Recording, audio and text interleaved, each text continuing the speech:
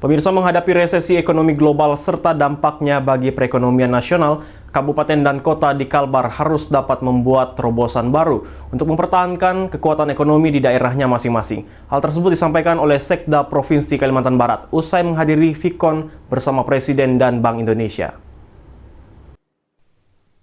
Belum menentunya ekonomi dunia akibat resesi dan juga perang, sangat berdampak terutama bagi Kalimantan Barat.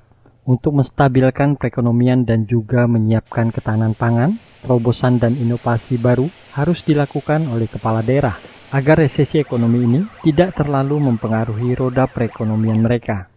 Menurut Sekda Provinsi Kalimantan Barat mengatakan, salah satu contoh adanya pelabuhan internasional Kijing di Kabupaten Mempawah harus bisa dikelola dengan baik, sehingga memberikan dampak bagi pertumbuhan ekonomi masyarakat.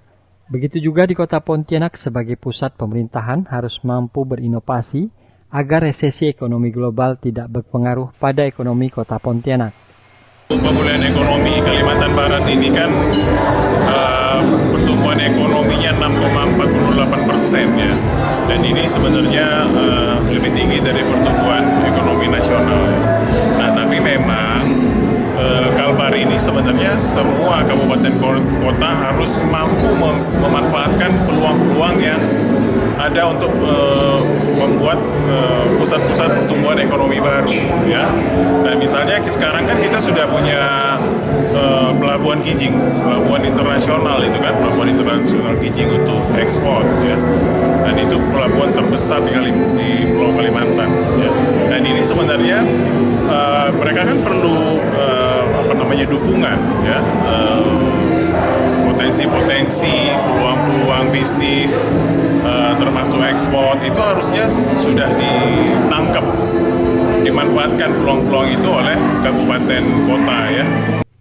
Harrison menambahkan saat ini tidak ada yang mampu memprediksi apa yang akan terjadi ke depan. Banyak hal yang mungkin saja terjadi, mulai dari kekurangan pangan hingga menurunnya ekspor dalam negeri. Apalagi saat ini beberapa negara tujuan ekspor seperti Cina mengalami kembali peningkatan angka COVID-19, sehingga menyebabkan pembatasan masuknya barang-barang ekspor ke Cina. Dari Pontianak, Barlian Pasore, iNews melaporkan.